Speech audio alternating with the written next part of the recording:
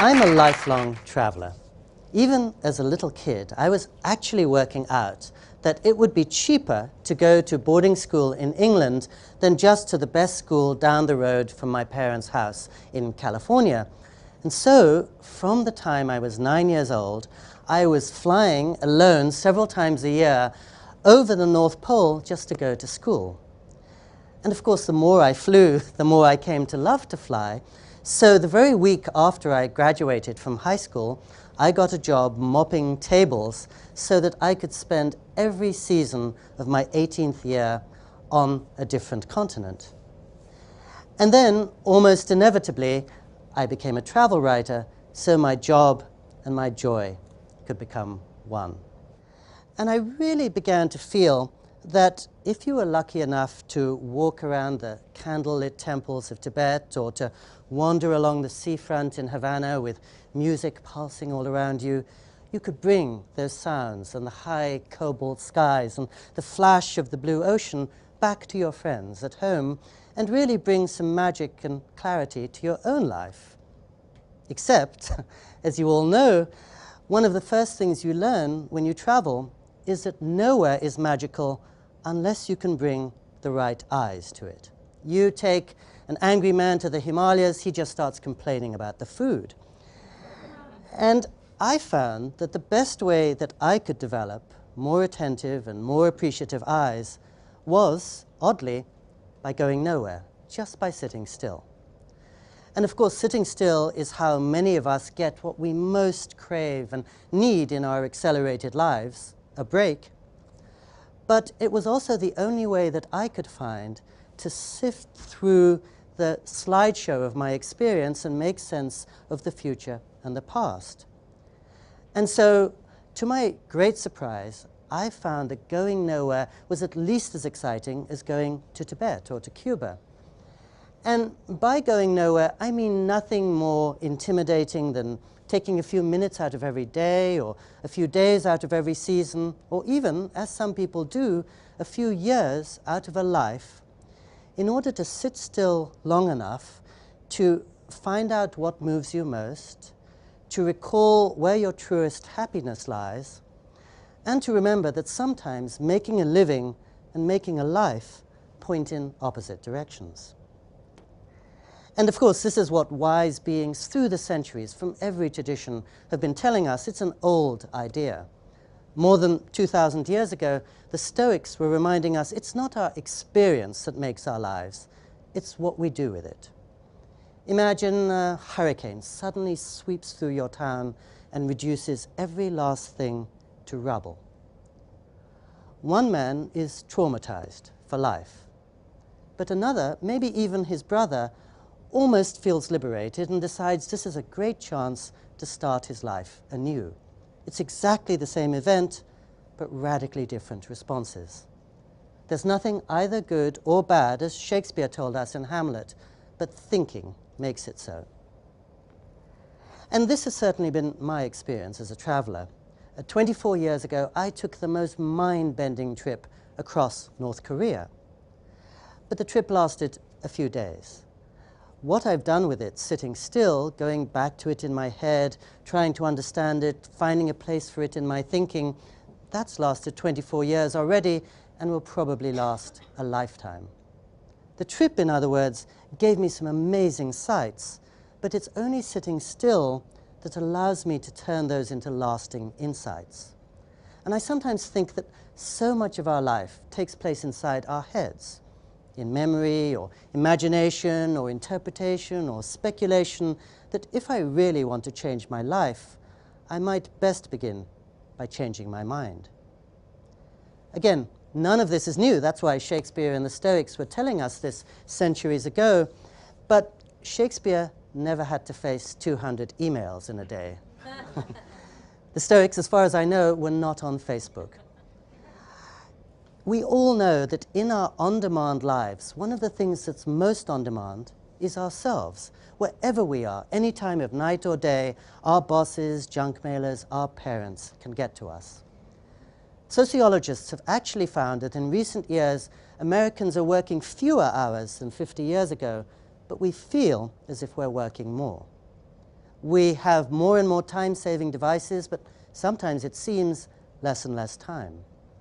We can more and more easily make contact with people on the furthest corners of the planet, but sometimes in that process, we lose contact with ourselves. And one of my biggest surprises as a traveler has been to find that often it's exactly the people who have most enabled us to get anywhere who are intent on going nowhere. In other words, precisely those beings who have created the technologies that override so many of the limits of old are the ones wisest about the need for limits, even when it comes to technology. I once went to the Google headquarters and I saw all the things many of you have heard about, the indoor tree houses, the trampolines, workers at that time enjoying 20% of their paid time free so that they could just let their imaginations go wandering. But what impressed me even more was that as I was waiting for my digital ID, one Googler was telling me about the program that he was about to start to teach the many, many Googlers who practice yoga to become trainers in it.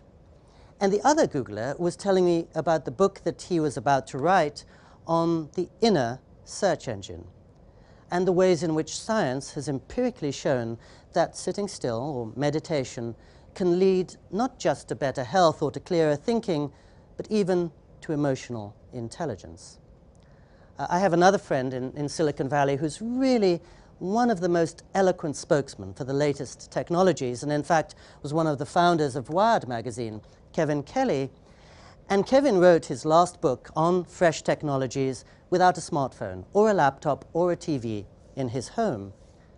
And like many in Silicon Valley, he tries really hard to observe what they call an internet Sabbath, whereby for 24 or 48 hours every week, they go completely offline in order to gather the sense of direction and proportion they'll need when they go online again.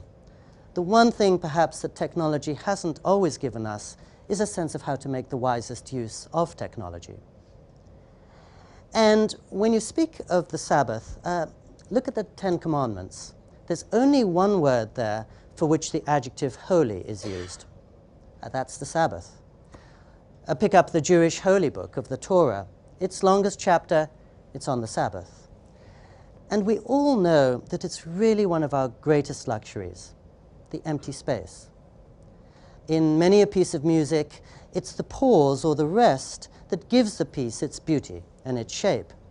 And I know I, as a writer, will often try to include a lot of empty space on the page so that the reader can complete my thoughts and sentences, and so that her imagination has room to breathe. Now, in the physical domain, of course, many people, if they have the resources, will try to get a place in the country, a second home. I've never begun to have those resources, but I sometimes remember that any time I want, I can get a second home in time, if not in space, just by taking a day off. And it's never easy because, of course, whenever I do, I spend much of it worried about all the extra stuff that's going to crash down on me the following day. I sometimes think I'd rather give up meat or sex or wine than the chance to check on my emails. And every season I do try to take 3 days off on retreat, but a part of me still feels guilty to be leaving my poor wife behind and to be ignoring all those seemingly urgent emails from my bosses and maybe to be missing a friend's birthday party. But as soon as I get to a place of real quiet, I realize that it's only by going there that I'll have anything fresh or creative or joyful to share with my wife or bosses or friends. Otherwise, really, I'm just foisting on them my exhaustion or my distractedness, which is no blessing at all. And so, when I was 29, I decided to remake my entire life in the light of going nowhere. One evening, I was coming back from the office. It was after midnight. I was in a taxi driving through Times Square, and I suddenly realized that I was racing around so much I could never catch up with my life. And my life then, as it happened, was pretty much the one I might have dreamed of as a little boy. I had really interesting friends and colleagues. I had a nice apartment on Park Avenue and 20th Street.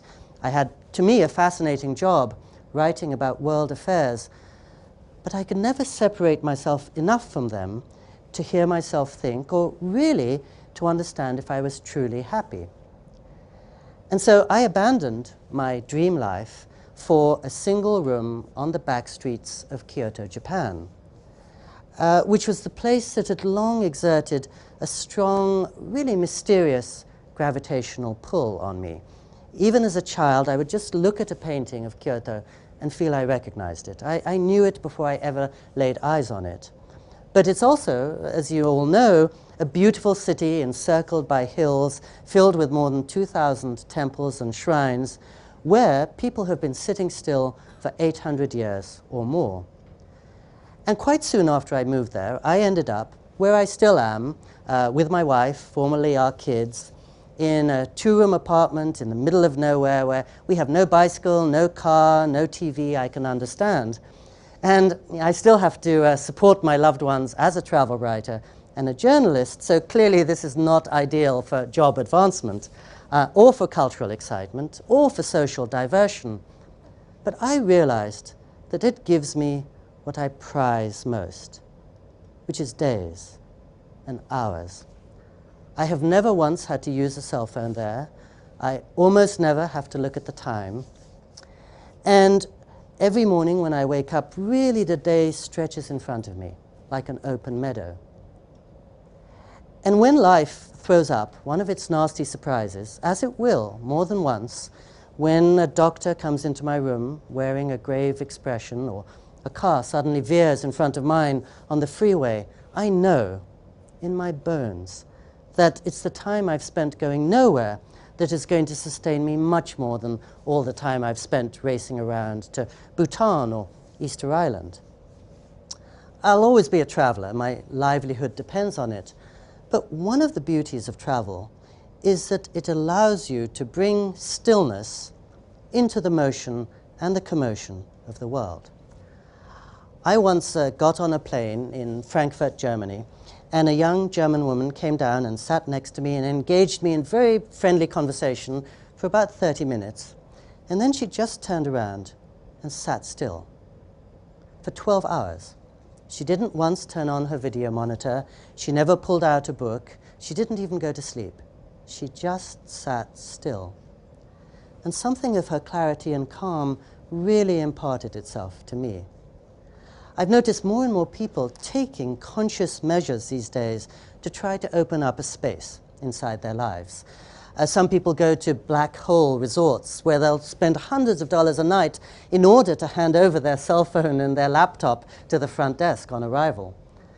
Some people I know, just before they go to sleep, instead of scrolling through their messages or checking out YouTube, just turn out the lights and listen to some music, and notice that they sleep much better and wake up much refreshed. I was once fortunate enough to drive into the high, dark mountains behind Los Angeles, where the great poet and singer and international heartthrob Leonard Cohen was living and working for many years as a full-time monk in the Mount Baldy Zen Center.